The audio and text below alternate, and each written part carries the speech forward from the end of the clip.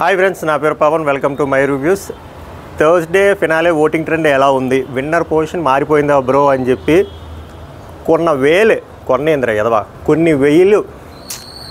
కొన్ని వేల మెసేజ్లు వచ్చాయి నాకు ఇన్స్టాగ్రామ్లో. అందులో ఒక 100 వరకు రిప్లై ఇచ్చాను. నా వల్ల కాదు అసలు. యాక్చువల్గా ఈరోజు ఓటింగ్ అనాలిసిస్ చేయకూడదు, రేపు చేద్దాం ఇంకా క్లోజింగ్ అనుకున్నా. ప్యానిక్ అవుతున్నారు. బట్ మన రోల్ ఏంటి? ఇన్ఫో ఇవ్వడం, స్టాట్స్ ఎలా ఉన్నాయి చెప్పడం, అంతే. మనం ఏమీ ఇన్ఫ్లుయెన్స్ చేయడం, ప్రొవోక్ చేయడం, జస్ట్ ఉన్నది చెప్పడమే. కాబట్టి అంతమందికి నేను చెప్పలేకపోతున్నా, డీటెయిల్గా చెప్దాం. అండ్ కొన్ని అదర్ చిన్నవి కూడా అడ్రస్ చేద్దాం అనుకుంటున్నా.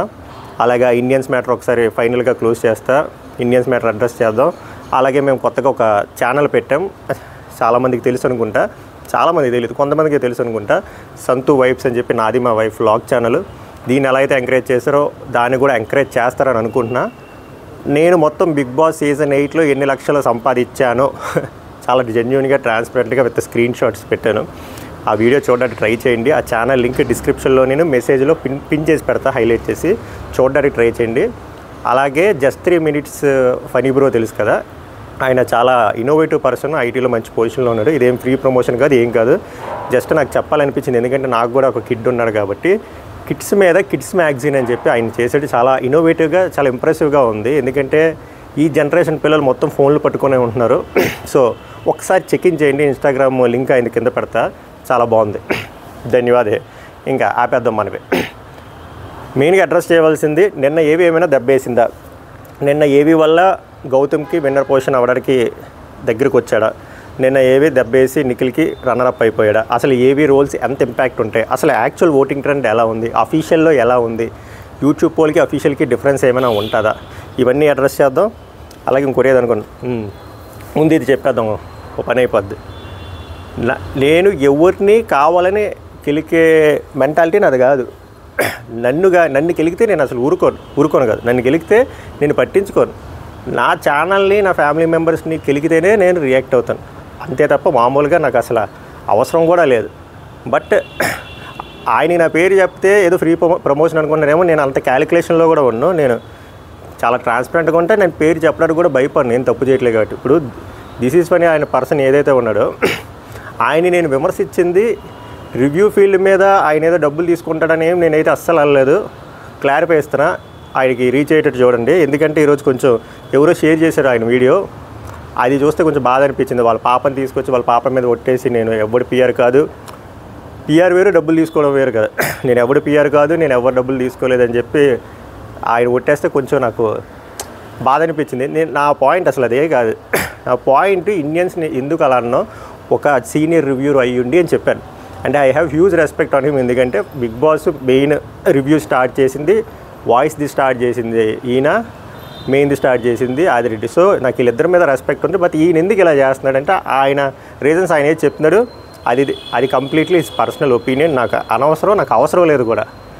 ఆ ఇండియన్స్ దాన్ని కూడా ఆయన క్లారిఫికేషన్ ఇచ్చాడు. నన్ను ఏమన్నా పర్లే, నేను పట్టించుకోను. నా ఛానల్ని, నా ఫ్యామిలీ మెంబర్స్ని ఏమైనా అంటే గట్టిగా రియాక్ట్ అవుతాయి. ఎందుకంటే నా ఛానల్కి ఎవడు సపోర్ట్ చేయలేదు, ఎవడు సపోర్ట్ చేయాల్సిన అవసరం లేదు. సొంతగా ఎదిగిన ఛానల్, సొంతగా ఎదిగిన బ్రాండ్ అది ఇంకా మార్కెట్లోకి ఎదుగుతుంది ఫ్యూచర్లో.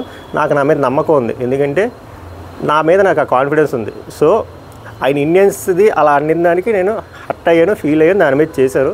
దానికి ఆయన రెస్పాన్స్ ఇచ్చారు, ఎందుకన్నాను, దేనికన్నాను, ఇండియన్స్ అనలేదని అయిపోయింది ఇంకా. అండ్ ఇంకోటి క్లియర్ చేస్తున్నా, నాకు ఎవరిని కెలకాలని లేదు, ఎవరిని ఇన్సల్ట్ చేయాలని లేదు. జస్ట్ వాళ్ళ పాప చూసి నాకు కొంచెం ఎమోషనల్ అనిపించింది. నేను ఆయన ఏం డబ్బులు తీసుకుంటాను అనలేదు, అందుకే ఒక క్లారిఫై చేద్దాం అనుకున్నా. Once again I'm saying all the best for his future endeavours, అంతే. ఇంకా ఫ్యూచర్లో కూడా ఎవరైనా ఇలా అయినా కూడా నేను రియాక్ట్ అవ్వదలుచుకోలేదు.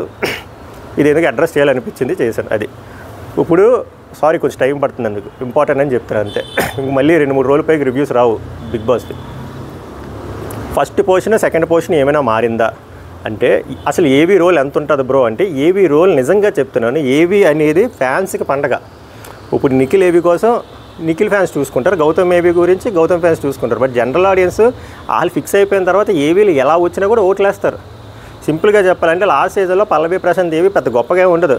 పల్లవి ప్రశాంత్ ఏవీ కంటే యావర్ ఏవీ సూపర్గా ఉంటుంది. మీకు అర్థమైందా? సో ఏవీ డజంట్ మ్యాటర్. ఏవీ అనేది ఒక బూస్టప్ ఫ్యాన్స్కి, అంతే తప్ప దాని ఇంపాక్ట్ 0.0001%.